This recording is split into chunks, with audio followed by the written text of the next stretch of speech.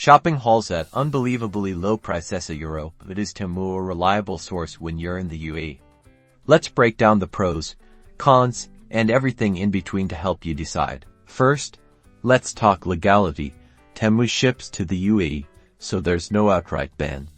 But keep in mind the UAE has strict import regulations. Always check if your desired items are allowed into the country before you buy.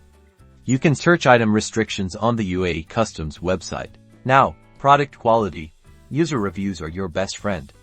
Scrutinize feedback regarding item accuracy, material quality, and shipping times. Don't rely solely on Temu's star rating.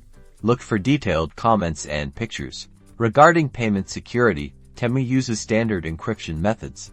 However, always use secure payment methods like credit cards with fraud protection or trusted third-party payment systems like PayPal. Be cautious with directly entering debit card details. Data privacy is crucial. Review Temu's privacy policy carefully.